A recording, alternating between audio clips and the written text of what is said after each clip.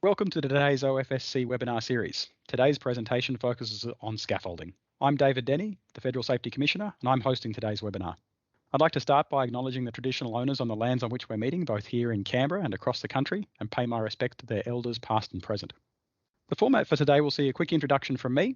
I'll then hand over to our presenters for the substance of today's webinar, after which I'll facilitate a question and answer session. Today, the OFSC is privileged to bring you insights into scaffolding from Federal Safety Officer Julian Bedford, from Daniel Dunn, HSEQ Manager at accredited company Painters, and Geordie Adshed, National HSEQ Manager at Base Industries. So why are we here today to talk about scaffolding? Over the last 12 months, 4 out of the 5 most commonly failed audit criteria at OFSC audits relate to scaffolding, temporary structures, and work at heights. You can see that here on the slide represented by H5.4, 5.6, 1.4 and 1.3, all of which have CAR issue rates or failure rates of in excess of 39%. You can see that almost 1 in 2 companies have failed to meet these requirements. In essence, these criteria require companies to ensure that where required, scaffold plans are used and developed by a qualified person, any change to the design are signed off, and that temporary structures are verified as correctly installed prior to use. Over the 2020-2021 OFSC Hazard 2020 campaign that focused on scaffolding, we can see the trend in these 2 main areas of non-compliance over time. And the story here is either in relation to 5.4, that things are about the same as they were back in 2016, or in relation to 5.6, that things are actually worse. We've also outlined on that slide the most common reasons for companies failing to meet the OFSC's audit requirements. And on this slide, we give you a breakdown of the industry subsectors that experience those failure rates. And as you can see, it's not just a story about commercial or residential, as you might like to think. It's actually a story about the industry as a whole. We've also cut the information according to time accredited. And while we can see that there's improvements in compliance by companies that have been accredited for longer, even companies accredited for more than 3 years get it wrong on 46% of occasions. So today we're going back to first principles.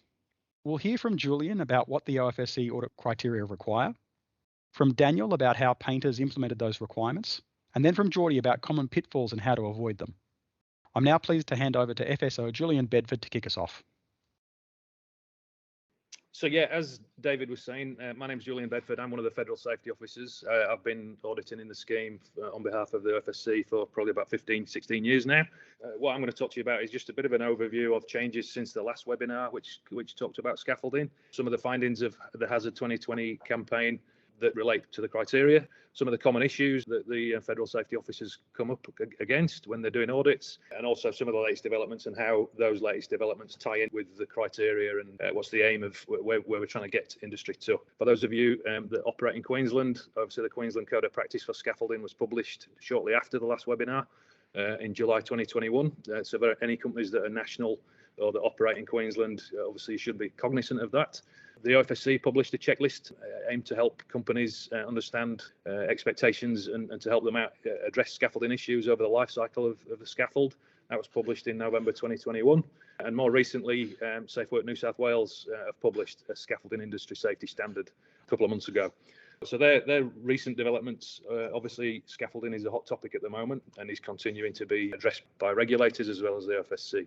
Some of the headlines from my perspective from the Hazard 2020 report relating to scaffolding. So basically the report shows that scaffolding criteria is stuck at around 30% non-compliance and there's no sign of improvement. The proportion of major and minor CARs issued relating to scaffold over that period has also remained relatively stable. H5.4 and H5.6, both of which are focused on scaffold, account for the highest CAR issue rate, about 47% each for all those. So every time they're audited, close to half the time that they get issued with a corrective action.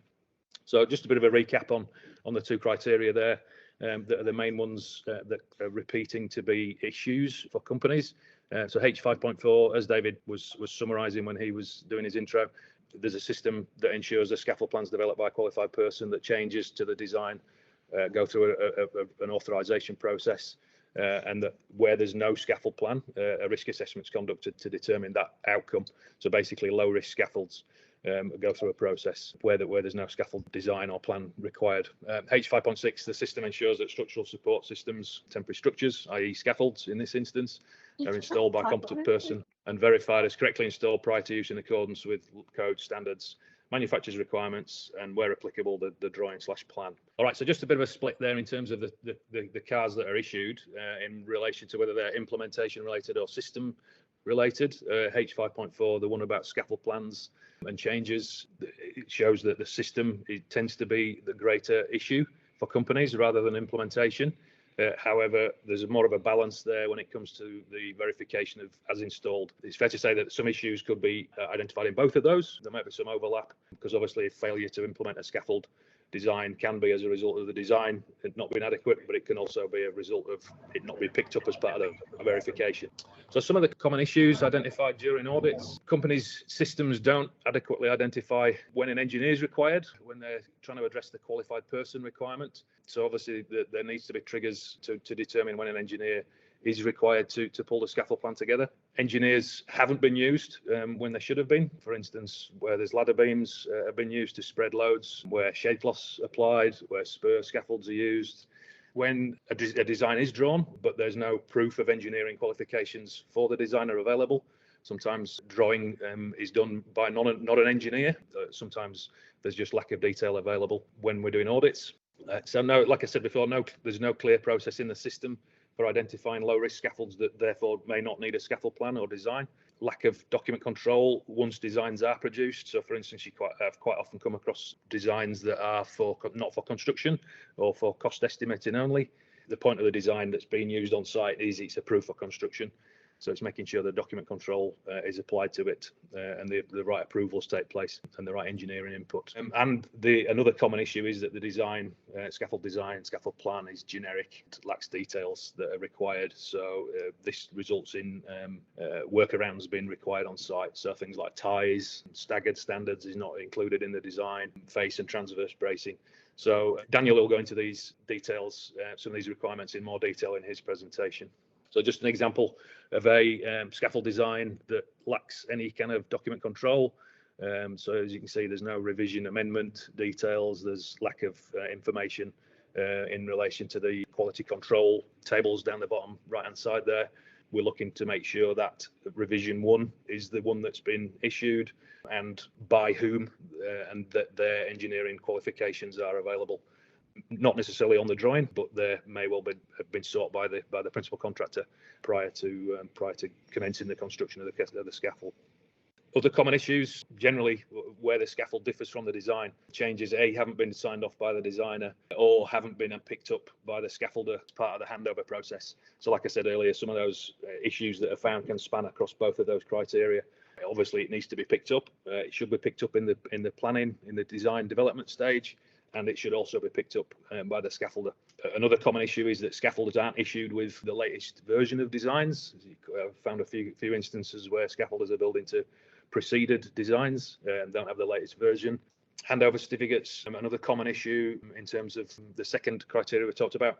Handover certificates don't include references to the specific Australian standards, in particular the scaffold manufacturer manual or instructions. So Waco Quick Stage or Tech Stage or Leher, that needs to be, their requirements need to be included in the handover certificates, and or reference to the specific design drawing reference numbers. They should also be referenced in handover certificates. It just ties it all together. Make sure the scaffolders are confirming they've built it as per the design.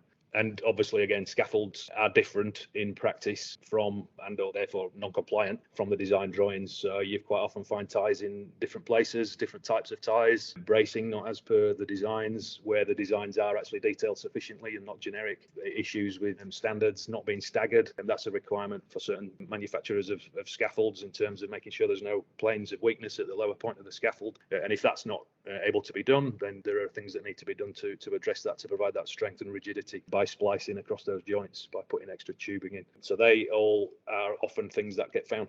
So this is a good example of a handover certificate that does provide the level of detail in terms of certification. So you can see there in the top part that's circled, and you've got reference two Australian standards, the manufacturer's manual.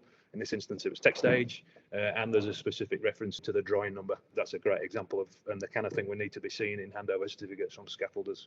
These issues are common and are being addressed in those updated regulator guidance information and codes. The quote there is from the Safe Work New South Wales standard, so tie design should not be improvised as this scaffold's been erected.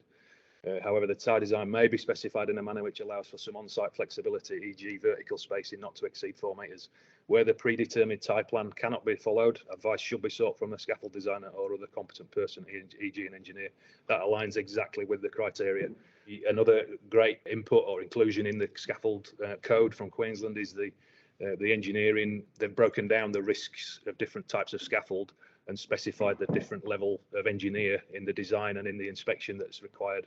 I would definitely commend that to anybody that's accredited to look to take that risk-based approach to when engineered scaffold designs and drawings are needed. And again, the Safe Work standard provides for a lot of extra good practices and requirements, particularly in relation to consultation between the scaffolder, the principal contractor and users, to make sure that that scaffold design is going to work for the use of that scaffold throughout its life cycle, and also requirements to improve the effectiveness of handover inspections. So identifying the need for principal contractors to accompany the scaffolders on their walk around as part of those handover inspections. There are also other developments happening, and Geordie can probably talk to this one in his presentation in terms of what's happening in Victoria. They're looking at improving the competency pathway for scaffolders. That's basically me. Just some couple of slides that just identify further information that's available for anybody that's accredited. And there's a final slide for those in WA, Tasmania and Northern Territory, and obviously reference to the standards there.